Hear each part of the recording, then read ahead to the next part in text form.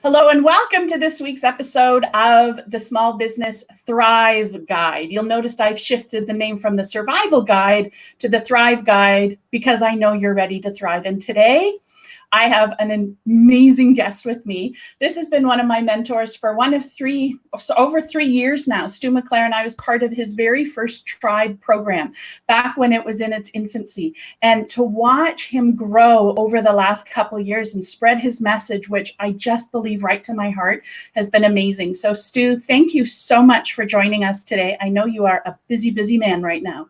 Oh, well, thank you. I'm excited to be here and I appreciate you having me on, and how awesome. I'm sure you have seen like just the growth of what's happened in the last few years, and I'm excited to talk about that and to share that with everybody. Well, that's amazing. So why don't we just start by acknowledging that the world is in a crisis. We are in a pandemic. We can't ignore it. Right. We can't control it except doing our bit. Tell me, how have you had to pivot in your business in light of the current situation? Well, in our business, a couple things have happened. Like one, for the most part, it's been business as usual. We're predominantly an online business, so from that standpoint, things haven't really changed that much. The way in which we work certainly has. Half of our team work out of a central office, and half of our team is virtual, and so now, of course, we're all virtual.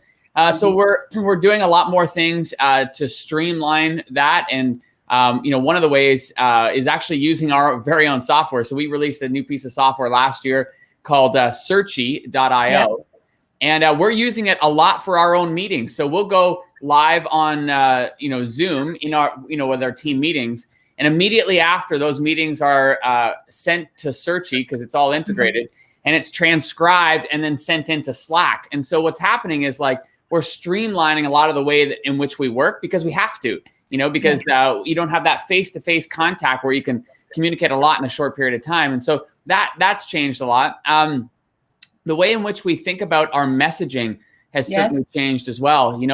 As you said, we are in the midst of something that we have experienced historically in, 100 plus years. And so, this kind of thing, it forces us to change our messaging and rethink how we communicate and market. So that's been another big change as well, just being aware and sensitive to what's going on. But at the same time, like not hiding, I think this is not a time to stick our head in the sand and kind of hope that, it'll all pass and things will get back to normal. It's not. Business has fundamentally changed forever, and we've got to keep moving forward regardless. Yeah, I agree completely. And right from the get-go, it was, the message I was sending to my women was, okay, now's your time. All those of you who've been hiding, now's the time to step out. All those who have the reasons of why they can't create the content, you have the time. You have no excuses anymore. Now's the time. So you have the benefit of seeing a lot of small businesses. Yep. What do you notice are some of the key elements across the small businesses that they need in order to survive? And I think it's important to acknowledge now, but also after. Yeah. What do we need? Well, I think first and foremost, it's really identified some vulnerabilities for some businesses, and I'm raising my hand here because my wife and we also run our own nonprofit, and 95% of our fundraising came from live events. And so you can imagine with no live events happening, what's happened to the fundraising? It's just like, disappeared. And so that doesn't change the fact that, we're still running this nonprofit. We're building schools over in Kenya and running and operating the schools. So we still need funds to be able to make that happen. And so what it's done is it's forced us to think creatively. And one of the things that we're doing, which should be no surprise to you, is that we're moving from a fundraising model of live events to membership. And so I'm super excited about that. But that's, I think, one of the biggest things that I've seen is that, businesses that are online right now are seeing a boom. We're seeing it where people in markets like Emily Jeffords, who just finished a launch of her membership in the artist space. She just welcomed 367 new members. Or Tamara Bennett, who helps people paint decorative door hangers, just welcomed 420 new members. Or one of my favorites, Maxie, she launched a quilting membership last year in October. And yesterday, she just posted in our community that she just welcomed 107 new members. And so I think fundamentally, one of the things that I'm seeing in terms of businesses that are continuing to thrive is that they're moving forward and they're experimenting and they're trying different things. And now is the time to do that. There's never been a time when more people are online, never been a time when more people are spending more time online than right now. And so it is a time to experiment and to try things and not necessarily to hide. And as we were talking about, just kind of hope that things are going to pass. I love that. And I think the word experiment is really important, because sometimes we don't do it because we want it to be perfect. We're afraid to launch because what if 0 people come in? And I think this is one of those prime opportunities where you just got to go for it and don't have it be perfect. Leave perfect for someone else. Yeah. Just go and try it and be okay with whatever results you get. Because as you're saying, people are still buying because life's continuing. Yeah. And I think it's also identified some new problems, millions and millions of parents with young kids are at home right now. And, we know we don't want the kids on the iPads or on the, watching TV all day. We want them being productive. We want them, learning and moving forward. But, we're thrust into becoming teachers and we've never done that before. So that's a new problem. And what that's done is that's just identified a new opportunity for teachers like Anna DiGilio or Patty Palmer, who both have membership sites that deliver lesson plans for teachers. Well, they've each made a small pivot and now are delivering lesson plans for parents, and it's opened up a huge market for them. Or Anna Willis, who has a membership site for homeschooling parents, her membership's just taken off. And or Casey Hope, she had Casey's story is really unique. She had a brick and mortar art studio that she's had to close. But, she has launched in the past year and a half a calligraphy membership. So she sent me a beautiful message just saying like how grateful she was for that calligraphy membership, because it's enabled her to still pay her employees, to still pay herself. Like her business is going to be okay. But she also saw that there's a new problem, which is all these parents at home. And so she launched another membership, had her biggest launch yet. This was 2 weeks ago. It was an art membership for kids and welcomed over 300 members. And so it's presented new problems. So whether it's, parents at home with their kids, whether it's companies who work in a physical office are now operating virtually, that's a new problem they're trying to figure out. Or physical gyms, all these millions of people who go to the gym to work out now can't. So, people like my trainer, Dave, recognized, okay, there's millions of people at home now who don't have access to the equipment, but they still want to keep fit. So he's been delivering at-home body weight workouts. So at the end of the day, there's an opportunity because there's a new set of problems and that are waiting for entrepreneurs to kind of step in and create solutions for them. Okay, I'm going to put you on the spot. Have you ever come across a business that doesn't lend itself to a membership model with that recurring revenue each and every month? Yeah, I'd probably say like manufacturing type businesses, but I think the reality of it is that membership models are weaving their way into pretty much every type of business, whether it be a physical product. This was a home run with the Dollar Shave Club, Yes. And so that turned a physical product that, before the companies were hoping people would come back and buy their razors. Well, now Dollar Shave Club, they knew with 100% certainty that, thousands and thousands of people were going to pay them every single month. So you see physical product memberships like Dollar Shave Club, Socks of the Month, Wine of the Month. Sarah Williams in our tribe community, she has a subscription box, which is, again, a physical product that she sends out. So physical product companies are certainly adopting the membership model. Service-based companies are too.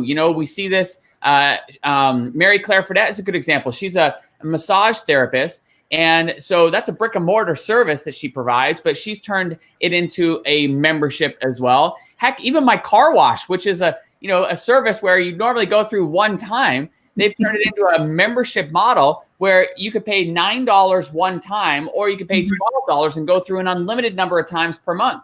Now, the amazing part about that, when I was asking them about that, when I got my membership, they had about 3,000 monthly paying customers. And my car was like sparkly clean because I was going through it like every single day. I was right across from the office. And my wife said to me, she said, well, how come your car is so clean? And I told her about the membership. And she said, well, can you take my car through? And I was like, oh, baby, listen, the membership is for my car. Like, I can't just take your car through. And she said, oh, the dog's going crazy. But she said, well, why can't you get a membership for me? So I said, okay. So I went back and I got another one. And I was asking again, I said, so how many members are you up to now? She said, we are over 4,500 monthly members now. So just think about that. Like every other car wash in the city is hoping that people are going to come back. They know for sure 4,500 people are going to be paying them every single month. So physical product companies are doing it. Service-based companies are doing it. Knowledge-based companies are doing it. This is why we see so many people in our tribe community who have memberships based around their expertise or skills, whether it be in photography or calligraphy or fitness and finance, music, art, health, dog training, you name it. Like there is a market being served by it. And then you see community-based memberships as well, where people are just bringing others who have a shared interest together, and just much like a country club, if you will, but more online. And now more than ever, we need community, right? Like we can't get it in the traditional places like churches or schools or sports teams or what have you. And so online communities and memberships are booming right now because of that fact. Yeah, I love that. And I think, all your examples are real examples. Sorry, just shut the door. You're good. I think those examples are really good. And again, I work with women entrepreneurs, and I'm watching. Last year, we had 6 people who came into your program through me. And my reward, which I'm going to do again this year, was a coaching program called TAG, Tribe Accountability Group. And of those 6, 4 launched. And of those 4, 3 had over 10-figure years within their membership. And this is the piece that I think is so important for people to hear, is that those who have the memberships are actually those who are retaining the most amount of clients now, because you have full control over how to help them right now and serve them. And in my membership, I have, knock on wood, had 100% retention up till now, because the minute that Thursday when the pandemic was announced, Friday, I just woke up and was like, all right, I'm not losing this. What are we going to do? We double value. And so all of a sudden, I can't control who stays in, but I sure can control the value they get. And I know that those who have a membership have done the same, and they've retained a huge amount of their clients. Yeah, it's amazing. It's interesting because we think that, during this time, people are, going to be cutting back on all kinds of stuff. And they certainly are. But to your point, they don't come back on the things that they get value from. Right. There was an interesting moment too. Levi Kajula, who's in our tribe community, he runs a guitar membership. And he admitted to me that he was a little bit nervous to look at his stats, because he was afraid that, he would have experienced a whole bunch of cancellations during this whole thing. But then his community manager, Allie, came to him and she said, Levi, we just crossed a major milestone. And he's like, major milestone? What are you talking about? She said, well, we just crossed 7,000 members. He's like, 7,000 members. So he went and looked at his stats, and his members weren't canceling. In fact, his sales were tripling during this time, because there was an interesting research study that was released last week that validates and what we're seeing in the marketplace. And that is that they surveyed 2,000 people in the UK who had been quarantined. And they asked them, what were they looking to do during this quarantine? And 69% of them said that they wanted to come out of the quarantine having learned a new skill, whether it be, painting or writing or playing an instrument or, gardening or whatever it may be. But they wanted to come away with a new skill. And 57% of them said that they were looking forward to pursuing things that they've always wanted to do but didn't have time.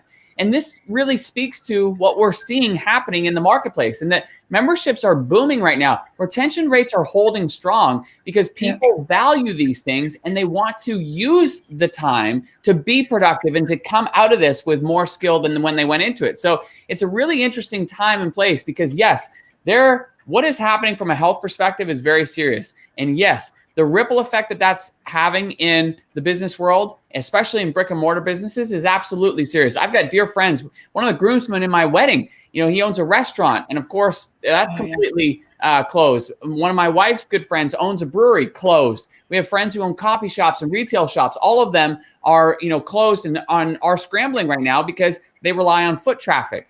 But so I'm sensitive to that. But at the other side of it is it's also a time when those of us who are online are seeing, as I said, more people online than ever before, spending more time online than ever before. And these people, as research is now showing, they want to be productive. They want to be better human beings coming out of this than when they went into it. And so that just bodes well for those of us who are online teaching. Yeah. And what about those who aren't yet? What about those who are sort of sitting in the armchair watching? They're probably sitting there saying, oh, I should have signed up last year when I really wanted. I should already be online. Is it too late? How can they break into the market? When was the best time to plant the tree? 20 years ago. When's the second best time? Today. And it's the same thing here. Listen, look, now more than ever, it's a time to experiment and to try new things, as we have been talking about. And what I can tell you is that, like, oftentimes we can get going a lot faster than we think. Just take Casey Hope, for example. I mentioned her earlier. She recognized that, as I said, that there are millions of parents at home who are wanting to be productive with their kids. So she said to her team, like, look, we have been doing this. We teach kids how to paint in our art studio. We know how to do memberships now. Like, let's just transition. And so within a week, they had turned that around and had launched a second membership and welcomed 300 plus members. And so I share this with you because, like, you can keep it as simple as you want. Yesterday, I had a great conversation with Brandy, who's in our community. And she didn't have a big audience. She didn't have tens of thousands or thousands. She had 400 people in her audience, but she did a founding member launch and welcomed 23 members in the beginning. And we might think, oh, 23 members, like, that's really not that much. But that 23 members gave her and created momentum. And in this last year, that 23 members has blossomed into more than 250. It's allowed her to bring her husband home from his corporate job, and it spawned off all kinds of other business and courses and masterminds and so forth. And so I share it with you because the bottom line is that you don't have to have big audiences to get going, but you got to get going in order to make it happen and to create momentum for yourself. Perfectly imperfect, Stu. That's exactly it. I love that. Yes. Yep, we've got to be okay. So you got 2 little kids at home. I've got 3 at home. They're been sworn to death to be silent right now. They're about to unleash the lions once this is done. Tell me, what has been your best strategy for working from home with your kids around? Just to accept it. Like I said, like, that's why I just ran off there to close the door because they had come in and they were running around here grabbing stuff, and out they go. I have a little chair right here, because the kids inevitably they come into the room. So oftentimes I'll just, they want to see what's going on. So I just tell them to stand up, so just, having grace in the fact that, the kids are home and, things are going to happen. The dog is probably going to come in and out. And, I think that's the reality that we're facing now, and people are accepting of that. They understand that because we're all facing it. So I haven't, I've just kind of relaxed into it. I think a little more than I normally would. And at the same time, one of the challenges of all of this, I don't know if you're experiencing this, but before, we were in a very good rhythm as a family. We'd wake up, we'd have breakfast together. I typically would take the kids to school, drop them off, and then I'd go to the office and I'd work during the day. And then my wife would pick them up from school and I'd come home like around 4:35. And then we were all in with the kids. So when we were with the kids, we were all in and present with them. And so they, that's all they ever knew because they didn't see us working during the day. But now it's a little bit different, right? Because now they see us working during the day. And so they're like, gosh, you like work all the time. And I'm like, no. Like, it's not work. You're just seeing it for the first time, So I think that's been a challenge. And I know, like, we've had to, my wife and I have had to really, communicate a lot more about, when each other needs time, for working on different things, and working with each other in a lot more deliberate way. But it is what it is. It's a period of time, and it will pass, and we'll get back into regular rhythms. This too shall pass. Yes, exactly. Yeah, no, we're pretty similar. My husband also is an entrepreneur. So we're taking days. Like Tuesday, I run all my groups back to back to back. So he's on today, but I'll be on Friday and Thursday. So you just work it out. You figure it out. And I think that's the most important thing. You got to communicate during this time. I mean, the reality of it is it's not a normal time, and as much as we would love for things to just like get back to normal, they aren't. And so we've got to figure it out. Like, we can't get our knickers in a twist about it. We just got to use our creativity to figure out, okay, how can we make this work? And when you start asking those kinds of questions, like how can we make this work, or how can I make this happen?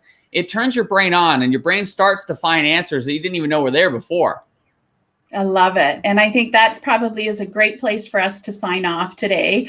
And, the power of a powerful question: how can I make this work? How can I serve people more? How can I make this a reality? What do I need to do? What are the small steps? And, Stu, you've got an upcoming workshop, which I think is really, it's a great topic. Tell us more about the workshop. It's on April 23rd, I think. Yes, April 23rd is when it all starts. It's a live training. I'm really excited about it because every year we run this free workshop, but I'm more passionate about it now than ever before because I am seeing firsthand what a membership is doing for the business owners who have it. It's created stability. We talked about it creating stability in the good times, but it's showing up in a massive way right now. As I mentioned, Casey Hope, I got an amazing message from Sarah Williams, who is in the same boat. She owns a brick and mortar retail shop. She sent me a beautiful message. She said, I'm so grateful because in the last year, she had grown her online membership from 300 members to 2,000. And what that has done is that's just given her this amazing stability in her business. So yes, it's terrible that she's had to close the doors, not knowing when she'll be able to open them, but she still has income coming in to be able to pay her employees, to be able to pay herself and keep that business alive. And so I'm more passionate about it today than ever before because it serves all kinds of different businesses, as we talked about: product-based businesses, service-based businesses, knowledge-based businesses, and community-based businesses. And during this live workshop, the first session, which starts on April 23rd, what we'll do is we'll talk about whether a membership is going to be a good fit for your market and what type of membership would be a best fit for you and the people that you want to serve. So I'm really excited to dig into that and really show all kinds of different types of memberships in all kinds of markets. Then in the second live training, this is where we're going to talk about, what do you actually provide inside of a membership? Because the worst thing that you can do is just throw a whole bunch of stuff into a members area and kind of hope that people will find value. Yeah, it doesn't work that way. And what I can tell you is the number one reason that people cancel from a membership is overwhelm. So it's not about providing a whole bunch of stuff. It's about providing the right kind of stuff. And that's what we'll talk about in the second part of the live training. And then the third part, we zoom up and we talk about the 5 key areas of a membership, starting with your foundation strategy, then your content strategy, your marketing strategy, your retention strategy, and your growth strategy. And we'll unpack each of those. You'll get this meaty PDF blueprint, which goes into detail. And we've had people that have literally launched memberships off the back of that. Thembi, who was over in Africa at the time, she launched on the back of that, free blueprint. And there's many examples who have done so as well. So I just highly recommend people come join us. It's an amazing workshop. We host it one time a year. It's all free, and it starts April 23rd. Fantastic. We'll see if we can't get as many people in front of their computers for that. Stu, thank you for showing up. Parting words, I've got 2 words for you who's listening: recurring revenue. How can you do it in your business? Stu, thanks so much. Thank you so much for having me.